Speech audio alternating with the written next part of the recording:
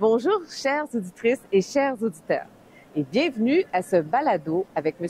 Alain Webster, président du Comité consultatif sur les changements climatiques du ministre de l'Environnement et de la lutte contre les changements climatiques de la Faune et des Parcs, mais également professeur à l'Université de Sherbrooke au département d'économie.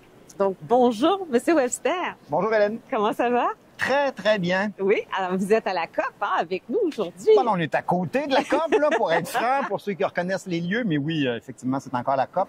Et de façon spécifique, aujourd'hui, c'est la journée finance et biodiversité. C'est passionnant. Ah oui, Long, peut-être que vous pouvez nous en parler un tout petit peu, non? De ça. Ben, on sort du panel des ministres des Finances. On y a appris beaucoup de choses sur l'importance de ces enjeux dans la planification pour les responsables de l'État qui ont de l'information, qui connaissent tous les secteurs, comment on utilise différents leviers pour pouvoir faire cette transition. On dirait qu'il y a presque unanimité dans le monde pour faire ça. C'est passionnant. C'est intéressant, ça veut Après, dire. il reste 2-3 enjeux d'application, là, mais c'est ça. Ah oui. Alors, vous allez voir comme M. Webster, à son franc-parler, puis à quel point il maîtrise les différents dossiers. Donc, je peux vous poser une question à titre de président du comité consultatif? Oui, Mme Lauzon, parce que vous m'appelez M. Webster. Alain, Donc, OK, parfait, c'est réglé. Alors, Alain, au comité consultatif, c'est le ministre qui vous pose des questions, mais vous autres, vous avez aussi la possibilité de choisir un Pouvoir sujet. d'initiative, c'est ça. C'est ça. Puis vous avez choisi un sujet pour faire un rapport sur les liens entre les changements climatiques et la biodiversité. Est-ce possible, Alain, de nous dire pourquoi vous avez choisi ce sujet? Parce que c'est fondamental. Évidemment, on a eu des questions au départ, l'année dernière. On va en avoir probablement de nouvelles en début d'année. Il y en a une qu'on est en train de travailler à la demande du ministre. Transport lourd, c'est un enjeu essentiel. On sait que c'est le tiers des émissions du transport au Québec. Un enjeu extrêmement complexe, mais en très forte croissance. Et là, 2 fois de suite, on s'est dit, il y a des choses trop fondamentales là, pour ne pas intervenir sur cet enjeu. Au printemps, c'était bien sûr la politique d'aménagement du territoire. Donc, on a fait un avis en lien avec l'ensemble de ces enjeux de densification des milieux. Ça nous semblait essentiel. Et puis, très relié à cette thématique, évidemment, la COP 15, on pouvait ne pas faire autrement qu'en parler. Pourquoi? Parce que ces 2 enjeux sont intrinsèquement liés. Évidemment, lorsqu'on pense à ça, on se dit toujours, les changements climatiques contribuent à la perte de la biodiversité. Là, on a les images, les ours polaires et compagnie, mais fondamentalement, beaucoup d'enjeux associés, bien sûr, à l'utilisation des sols, la transformation du territoire, qui, à l'échelle internationale québécoise, sont les principales sources d'émissions, de modification plutôt de biodiversité. Mais on sait que globalement, sur la planète, au 21e siècle, c'est les changements climatiques qui vont vraisemblablement être le facteur le plus important en matière de transformation de la biodiversité. Au Québec, c'est pas tellement la question qu'on va perdre de la biodiversité, mais on va la transformer radicalement d'une vitesse extrêmement rapide pour des écosystèmes qui sont pas capables de s'adapter à une aussi grande modification du climat si rapidement. C'est extrêmement embêtant. Donc, sur ça, il fallait en parler. Mais en même temps, la biodiversité, c'est presque la banale. On a l'impression qu'on est en maternelle quand on dit ça, mais c'est fondamental. C'est la vie. Sans biodiversité, on n'est pas là, t'es pas là.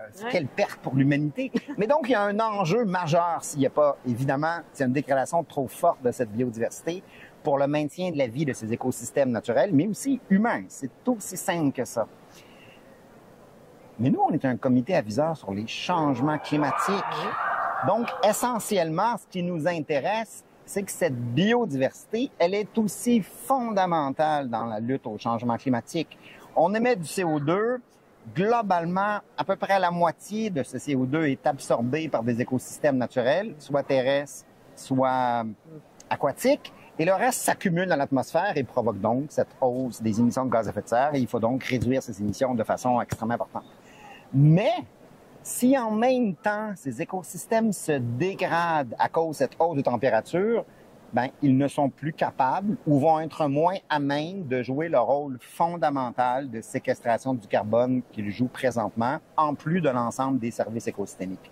Donc, dans la lutte au changement climatique, ça nous semble essentiel d'avoir des écosystèmes, et la foule en délire le dit aussi à côté de nous, des écosystèmes qui sont adéquats, résilients, qui fonctionnent bien et capables de jouer leur rôle de séquestration du carbone. Et c'est pour ça qu'on a voulu faire un avis, parce que même s'il y a un consensus scientifique évident et politique sur le fait qu'ils sont liés, dans nos façons de travailler, généralement, on traite ça comme des dossiers séparés, comme on le fait trop souvent dans beaucoup de dossiers. Donc, on se dit, il faut absolument intégrer ces deux dimensions dans un contexte en plus de transition juste. Ça ne fait que complexifier cet enjeu-là quand on met cette troisième variable. Mais il faut pouvoir avoir une vue d'ensemble pour que les politiques gouvernementales soient plus efficientes, plus efficaces dans leur mise en œuvre. Ça nous semble essentiel. Donc, il fallait faire un avis sur la biodiversité. C'est intéressant. Donc, changement climatique influence la biodiversité et la biodiversité influence aussi la lutte contre les changements climatiques. Et donc, une espèce de cercle qu'on veut le plus vertueux possible et on ne veut pas avoir une stratégie qui va nous amener à des impacts négatifs. C'est les enjeux en matière de biomes qui vont se dégrader perpétuellement. Évidemment, si on se ramasse avec le cas classique, ça va être la forêt boréale, par exemple. Si cette forêt-là se dégrade trop, elle va devenir une source importante d'émissions de gaz à effet de serre. Et là, ça va devenir pas mal compliqué là, comme dossier à gérer les changements climatiques. Fait que l'objectif, c'est évidemment, fondamentalement, la réduction la plus rapide possible pour sortir du volet fossile au plus tard d'ici 2050. Donc, dans aucun des cas, c'est de dire, hey, on fait moins de réduction de gaz à effet de serre. C'est pas ça du tout. Il faut absolument sortir du volet énergie fossile très rapidement, mais en même temps, il faut travailler sur la question des écosystèmes, de la biodiversité, parce qu'il faut conserver ces écosystèmes résilients. Puis le rapport, il est en ligne, j'imagine. Est-ce que vous autres, le comité consultatif, vous avez un site Internet ou c'est sur le site du ministère? C'est un site à part, québec.ca, comité consultatif sur les changements climatiques. Vous allez retrouver tous nos avis, nos PV.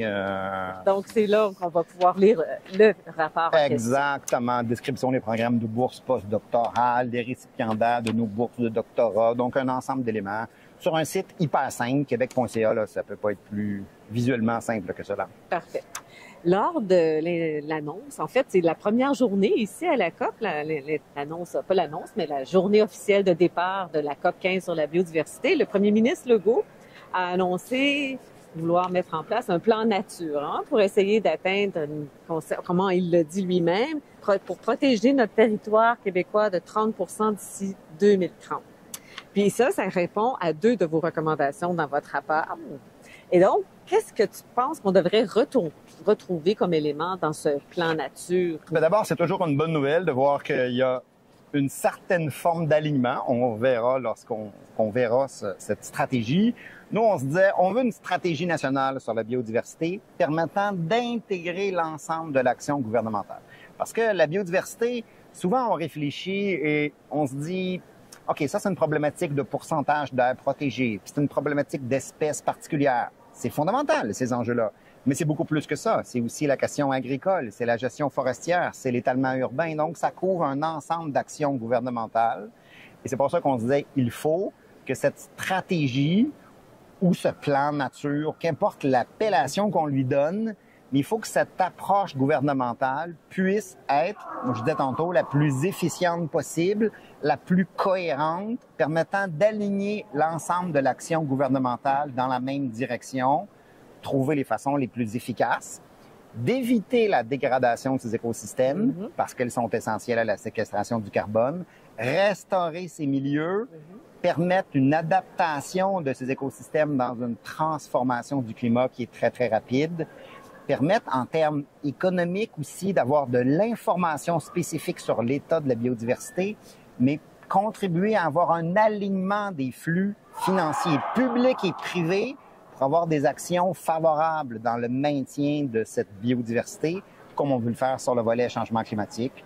l'occasion de travailler aussi avec, évidemment, les peuples autochtones. On ne peut pas réfléchir au territoire sans réfléchir au Québec à cet enjeu fondamental. Il faut travailler aussi sur la connaissance de ces enjeux. On se rend compte qu'il y a beaucoup de limites sur la connaissance en matière de captation des sols, tant au niveau agricole qu'au niveau forestier. Donc, il y a de l'expertise à aller chercher. On a donc fait 7 recommandations. Évidemment, le volet politique nationale, ça se décline, comme tu l'as bien dit tantôt, de façon classique vers un 30 % de milieux protégés. Mais ensuite, il faut le protéger adéquatement. Donc, il faut avoir une plus grande connectivité de ces territoires. Il faut travailler sur les milieux qui sont effectivement les plus sensibles en matière de biodiversité, corriger la lacune en matière de proportion dans le sud du Québec où il y a pas assez d'aires protégées ou d'écosystèmes du genre. En profiter pour travailler avec la nouvelle formule mise en place l'année dernière au niveau de ces aires protégées d'approche plus autochtone, donc en profiter pour faire des modèles de gestion intéressants, ramener les communautés à l'échelle locale, travailler là-dessus, et bien sûr, accompagner les milieux locaux, les municipalités, les MRC, dans tout ce qui va être acquisition de territoire, aires protégées, des enjeux financiers, des enjeux également, bien sûr, de cadre institutionnel. Il y a encore 2-3 petits irritants réglementaires pour qu'on puisse faire ça adéquatement, donc pouvoir trouver les formules efficaces pour pouvoir travailler là-dessus. Alors, donc, je vous aimerais poser une question parce ça fait à 2 reprises, là, tu as parlé des finances, du caractère économique. Je me dis, à la COP, là, il y a plusieurs intervenants qui ont fait référence à la notion de capital naturel. Donc, comment on peut attribuer une valeur monétaire là, à la nature, puis en quoi c'est utile, entre autres, pour les entreprises? NV 730, le cours dure 45 heures, c'est un cours de maîtrise, mais si j'essaie de résumer ça en 45 secondes, il y a 2 enjeux. Il y a un ensemble de mécaniques de calcul de ces bénéfices associés à ça. Mais si on oublie l'enjeu de difficulté de mettre un prix sur ces ressources, pour des ressources qui sont hors marché, et qu'on réfléchit au cadre général, le problème est assez simple. J'ai un ensemble de ressources qui livrent des services. Et ces services, généralement, on les obtient gratuitement. Le cycle du carbone, c'est l'air, c'est le cycle de l'eau qu'on entend derrière nous. C'est un ensemble d'éléments qui sont livrés par ces écosystèmes naturels. On ne paye pas pour ces services, mais en même temps, lorsqu'on veut les protéger, on va souvent se ramasser avec des coûts supplémentaires. Mais en même temps, j'ai une dépense, mais j'ai aucune façon de générer des revenus associés à ça. C'est exactement la problématique qu'on avait avec le carbone il y a 30 ans, où on se disait, il faut mettre un prix sur le carbone parce que c'est fondamental si on veut réduire ses émissions, si on veut modifier cette approche dans la lutte au changement climatique pour décarboner nos sociétés et nos industries. Il faut avoir un gain lorsqu'on fait cette réduction et ce gain passe par un prix de carbone. Si on ne fait pas ça, on n'a pas d'incitatif à travailler adéquatement dans la lutte au changement climatique. C'est difficile à mesurer aussi. Et c'est pas vous qui allez être contre l'idée de se servir d'incitatifs économiques pour faire un alignement adéquat de ces approches conformes à notre cadre économique dans lequel on vit. Et donc, on se dit qu'il faut faire la même chose avec la biodiversité parce que présentement, il n'y a pas de prix. Et on associe cette absence de prix à une absence de valeur économique, alors que ce n'est pas le cas du tout. Donc, il faut trouver une façon de valoriser ces services écosystémiques. Le plus facile, parce qu'on le connaît mieux, mais présentement, c'est évidemment le volet séquestration carbone qu'on va associer à un prix carbone. Mais en même temps, il y a des autres services écosystémiques qu'il faut trouver des approches pour valoriser ces restaurations d'écosystèmes pour que ça devienne rentable. C'est des vrais investissements parce que si on perd ce capital naturel, nos sociétés vont s'appauvrir.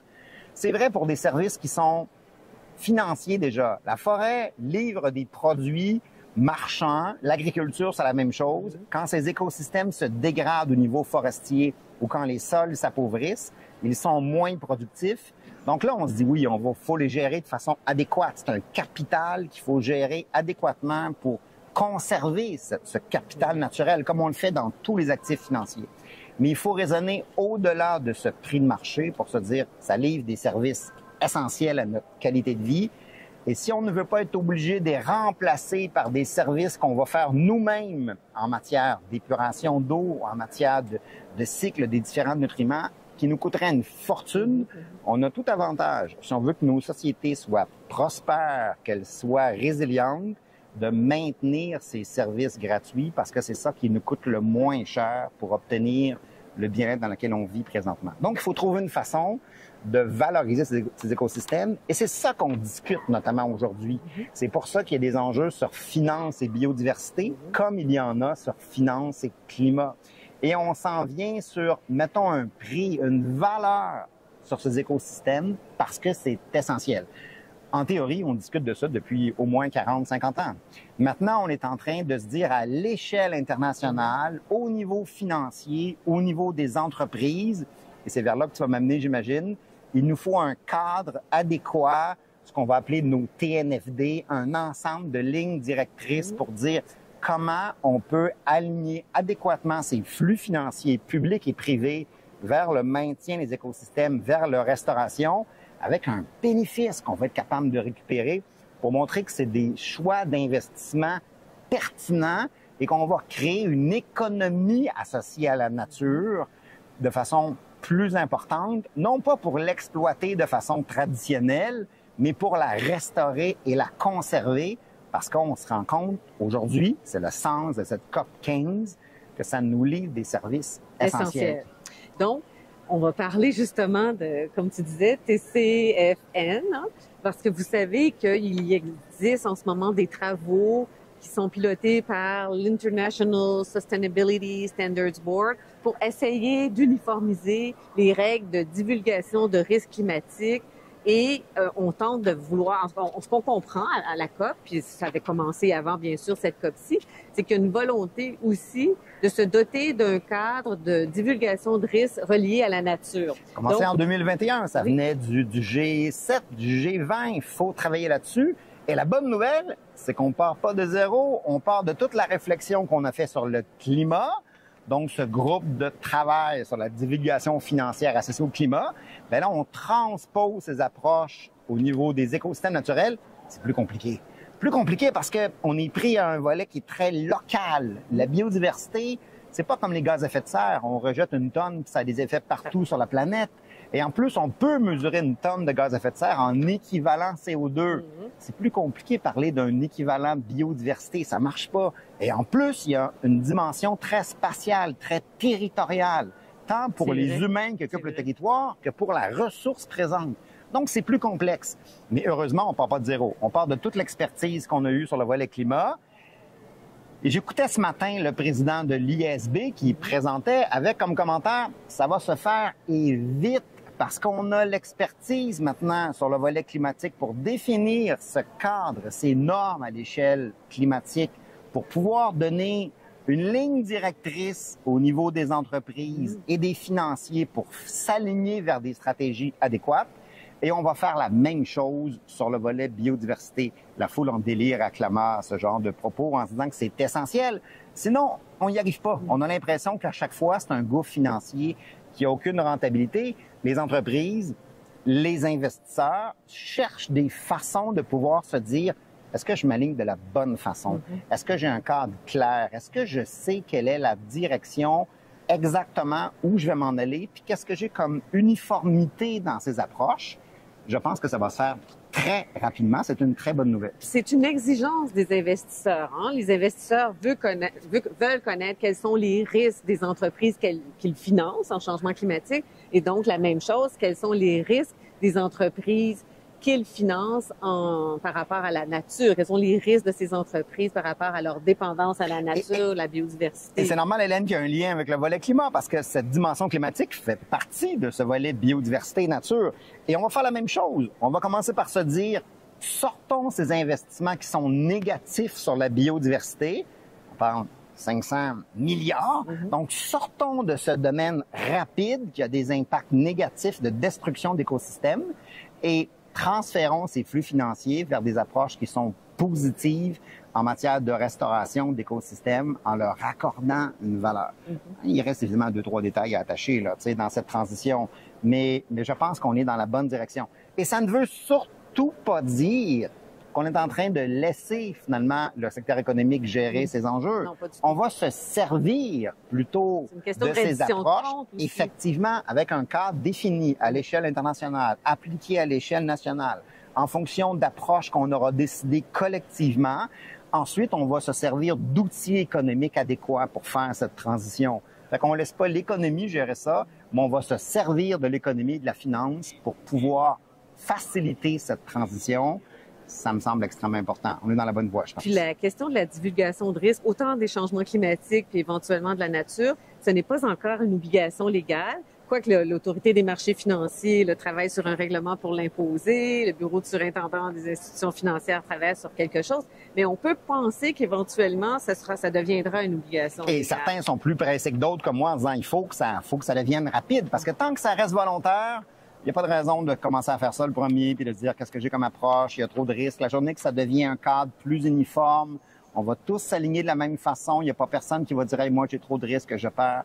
Donc je pense que c'est essentiel, tant sur le climat que sur le volet biodiversité, et on va y arriver. Et c'est vrai à l'échelle, bien sûr, des entreprises, mais c'est vrai aussi dans d'autres organisations. Ça sera vrai au niveau municipal. Comment je gère mes boisés, par exemple. J'ai aucune raison de me dire hey, est-ce que je conserve des écosystèmes forestiers? Est-ce que j'ai investi pour faire ça? Bien, quand je fais mon bilan, je me ramasse avec une dépense financière pour acquérir des écosystèmes. Mais est-ce que je suis capable d'avoir un actif quelque part qui illustre ce choix qu'on a fait? Non, parce que mes écosystèmes naturels n'ont aucune valeur dans la vision, dans l'approche. Donc, il faut aussi qu'on puisse intégrer adéquatement ces approches en matière de ce qu'on appelle le capital naturel, pouvoir se dire quelle est la valeur de ces écosystèmes, comment on en fait un suivi adéquat. C'est vrai pour la gestion de risque au niveau des entreprises, les impacts qu'on fait sur les écosystèmes, mais ça sera vrai aussi pour les gouvernements à l'échelle nationale comme à l'échelle régionale ou locale. Si je veux donner 2 exemples concrets à nos auditeurs et Veux-tu auditrices... insinuer que je n'étais pas concret quand je disais ça? Mais continue. Pas du tout. Ce que je voulais dire, c'est que si on est une pharmaceutique, bien, on doit développer des médicaments avec des plantes. Donc, on a absolument besoin de cette biodiversité pour trouver des nouveaux médicaments qui vont guérir toutes sortes de maladies existantes ou nouvelles.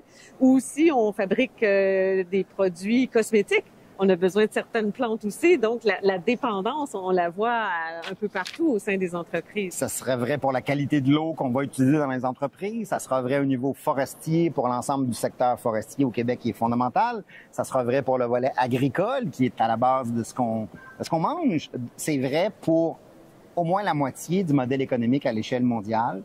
Ces services naturels sont essentiels à l'activité économique.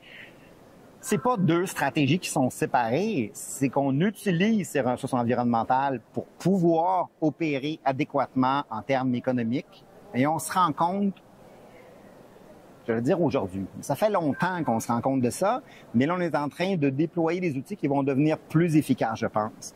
Qu'on a évidemment surexploité de façon importante ces écosystèmes. On le voit bien sur le volet changement climatique avec des impacts catastrophiques. On le voit très bien sur le volet biodiversité avec un ensemble d'espèces qui disparaissent et des écosystèmes qui se fragilisent. Et là, on se dit, hey, c'est pas un bon choix, ça. C'est pas comme ça qu'on travaille adéquatement avec un patrimoine qu'on doit maintenir. On fait pas ça avec nos actifs personnels au niveau d'une entreprise ou au niveau individuel. Et on ne doit pas faire ça collectivement. Et c'est là qu'on est en train de, enfin, pas juste se dire, il faut mieux les intégrer, mais maintenant, on est en train de se déployer un cadre d'intervention qui, j'espère, va être adopté à la COP 15. Et ça, c'est le fruit d'un ensemble d'intervenants. Il y en a partout. Donc, les gens qui circulent aussi ici sont des gens qui militent pour mettre en place ce type d'approche-là d'intégration entre le cadre économique et ces enjeux de biodiversité qui sont essentiels. Puis, comme tu es arrivé à la COP 15 depuis un certain nombre de jours, est-ce qu'il y a un événement ou une conférence, quelque chose qui t'a marqué plus que quoi que ce soit d'autre? Bien, évidemment, le président de l'ISB a fait un très beau discours ce matin sur ça, justement, ce que je vous dis, sur le caractère... Là, je pense que tu viens de me vous voyez, hein? Je recommence. On efface tout ça.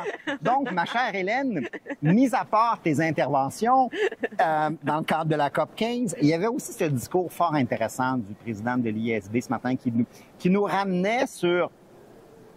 C'est essentiel. C'est essentiel dans toutes les décisions qu'on prend en matière de saine gouvernance, en matière d'orientation, de prise de décision, de connaître les risques, de faire des choix qui sont efficaces. Et en même temps, comme cette biodiversité, elle est essentielle au maintien de la vie, ben, on n'a juste pas le choix de travailler collectivement pour le maintenir à l'échelle mondiale comme à l'échelle locale. Fait qu'il y avait là un discours fort intéressant de cette approche en disant on va travailler pour les développer, ces normes-là, de façon rapide. Il y avait un petit côté assez intéressant, emballant, là, comme oui. presque... On peut presque dire, dans ce cas-là, d'urgence, on l'associe souvent à ce terme-là à l'urgence climatique ou à l'urgence en matière de biodiversité. Mais là, on est dans un volet urgence en matière de normes. Là, ça presse. On n'a pas de ligne directrice. On ne sait pas où s'en aller. Les individus, comme les entreprises, au niveau des dirigeants, des dirigeantes, on est conscient qu'il y a des enjeux, mais je cherche la bonne façon d'y aller, d'y arriver, de mettre en place une approche conforme à ces grandes orientations de conservation. Et dans le cas de la biodiversité, c'est plus difficile. Donc, ça presse. Définissons un cadre global qui va s'inscrire dans le cadre, bien sûr, de ce qu'on fait à la COP 15, ce cadre mondial pour la biodiversité, qui va être un appel aussi, je pense, à l'application de ces normes sur une base fine. Fait que ça, c'est assez intéressant, un peu comme le discours du secrétaire général des Nations unies, qui est aussi en balance ces temps-ci sur cette urgence climatique et qui presse les États, un après l'autre, d'être un peu plus actifs avec une imagination dans le vocabulaire. C'est le moins qu'on puisse dire. Mais ce qui est particulier, c'est que ça vient justement du secrétaire général des Nations unies. Et là, si on ramène sur ça, parce que l'on a parlé de la personne, l'autre élément qui était passionnant quand même et qui mérite d'être souligné, c'est pas seulement que ça se passe à Montréal, où on a travaillé sur notamment les enjeux sur la couche d'ozone, qui, pour ceux qui ont une mémoire encore plus longue, mais aussi sur la stratégie en matière climatique avec le protocole de Kyoto qu'on a rattaché ici à la fin. Mais dans cette approche-là, donc en 2005 de mémoire, là, la COP à Montréal, après avoir attaché le tout, après l'avoir négocié au départ à Kyoto, on l'a entériné ici, ça a été un petit bout de temps, mais le monde est pas mal plus compliqué en 2022. On est en guerre en Europe. Crise énergétique, les relations américaines, chinoises sont catastrophiques. On a des enjeux en matière de relations internationales avec des niveaux de tension qui, on espère tous, ne vont pas s'accentuer, mais qu'on n'a pas vu depuis un bon bout de temps présentement. Et malgré ça, on est capable de s'asseoir autour d'une même table avec près de 200 États. Bon, sauf autour d'une table, vous avez compris, là, ils sont côte à côte, mais dans ce type d'enjeu-là, on est quand même en train de se dire cette approche multilatérale dans la gestion de ces enjeux communs en matière de biodiversité, comme le climat, c'est essentiel. Et au-delà de nos divergences politiques, économiques et malheureusement militaires, comment on peut essayer de travailler avec des États qui sont complètement différents sur beaucoup d'orientations? Ça, c'est ce qui est probablement le plus encourageant de l'espèce humaine, de se dire, il y a là un enjeu majeur. Ou peut-être que ça illustre la gravité de l'enjeu, donc là, ce serait plus décourageant. Mais si on essaie de le faire positivement, on fait abstraction de nos divergences et on essaie de voir comment on peut travailler pour le bien commun. C'est essentiel. Et ça, souvent, on l'entend passer. Donc là, il y a quelque chose d'intéressant sur cette capacité en matière environnementale, d'avoir accentué ces approches en matière de multilatéralisme malgré les tensions à l'échelle internationale. Puis ma dernière question pour toi, c'est que comme tu enseignes à l'Université de Sherbrooke, tu donnes des cours tels que économie de l'environnement, fondement et évolution des enjeux environnementaux. Donc, quelles seraient les lectures que tu pourrais suggérer à nos gens qui travaillent en entreprise? Économie de l'environnement, Hélène, j'enseigne ça depuis un peu plus de 30 ans, 30 quelques années. Fait on peut le réfléchir de plusieurs façons. Au tout début, puis je continue à garder ce type de figure quand on fait le volet francophone. Il y a René Passet qui a travaillé sur ça il y a plus de 40 ans. Et l'économique et le vivant, qui nous fait dire quelque chose de tout simple.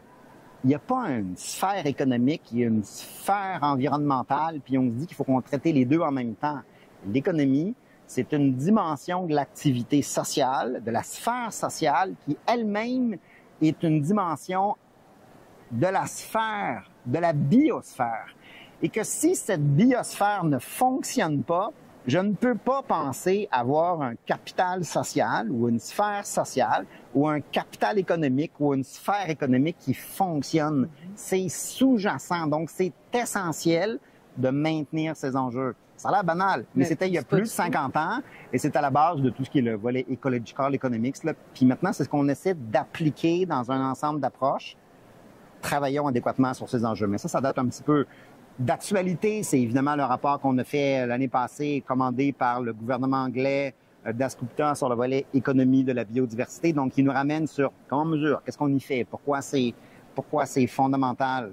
Mais après, la littérature, elle est abondante dans tout ce qui est environnement, économie. Et là, bien sûr, ce que tu attends avec impatience, c'est que je dise qu'il faut aller lire les différents rapports que le CPEQ produit sur ces différents enjeux, allant de la biodiversité à l'acceptabilité. Mais dans ces approches-là, je pense qu'il y a une littérature française notamment qui est de plus en plus importante, qui est essentielle, qui permet de faire un portrait, je pense, adéquat de ces enjeux depuis déjà plusieurs décennies. Et là, on les voit de façon très, très présente. Puis ensuite, il y a toutes les publications classiques, à la fois de l'OCDE, comme maintenant en matière de biodiversité ou en matière climatique par le GIEC, qui a travaillé un peu pour rendre ces approches plus digestes, disons. C'est ça. Donc, littérature abondante, et comme tout le monde, on n'arrive pas à tout lire parce qu'il y en a trop, mais ça reste essentiel. Merci de ces bons conseils. Comme vous le voyez, hein, le professeur Webster est tellement dynamique et son dynamisme est très communicatif. Alain, merci beaucoup. Je vais vous inviter à lire aussi notre guide sur la façon d'intégrer pour les entreprises la biodiversité. Donc, mais après avoir lu notre avis sur biodiversité et climat. Oui, bien sûr. Donc, comment intégrer la biodiversité en entreprise. Alain, c'est un plaisir et vraiment... Plaisir partagé, ma chère Hélène. Quel dynamisme, c'est vraiment passionné. J'espère qu'il y avait aussi un peu d'éléments intéressants dans tout ça, tu sais, en plus de la façon de le formuler. Oui, c'est certain, très intéressant, très instructif. Merci, puis tu es très bon pédagogue hein, pour expliquer un sujet qui n'est pas si facile, un sujet très complexe. Merci beaucoup, Alain. Plaisir et continuez. Continuez aussi. Merci. Merci.